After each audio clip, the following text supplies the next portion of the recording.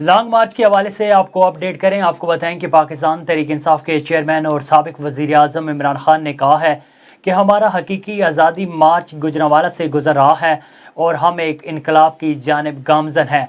गुजरांवाला में लॉन्ग मार्च के शुरका से खिताब करते हुए पाकिस्तान तहरीक इंसाफ के चेयरमैन ने कहा है कि हमने कानूनी और आइनी जंग लड़नी है।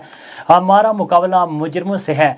चीफ जस्टिस साहब, अगर आप और अदलिया लोगों के लिए खड़े नहीं होंगे तो कौन खड़ा होगा? किस बुनियाद पर हमारे लॉन्ग मार्च की कवरेज बंद की गई है? हम पाकिस्तानी हैं, किस चीज़ का खौफ है?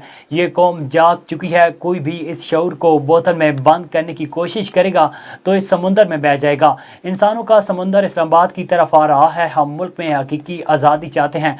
उन्होंने कहा कि हमारा मुतालबा राना सनाउल्लाह जैसे कातलों से है और उन्हीं से मुतालबा है कि इलेक्शन करवाए जाएं।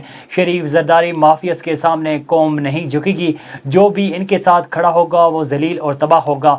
हम दुनिया के सामने सबसे अजीम लीडर की उम्मत हैं, कोई भेड़ बकरियां नहीं। वो दिन चले गए। अवाम मुल्क में कानून और इंसाफ की बालादस्ती चाहते हैं।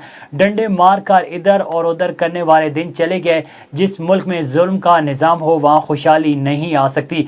इम्पोर्टेड हुकूमत ने महंगाई के 50 साल रिकॉर्ड तोड़ दिए। छोटा चोर जेल में जबकि अरबों डॉलर मुल्क के लूटने वाले बैरून मुल्क ले गए। नवाज शरीफ ने लंदन के महंगे इलाके में 4 फ्लैट्स तस्लीम किए। हमारा इंसाफ का निज़ाम बड़े चोरों को नहीं पकड़ सकता।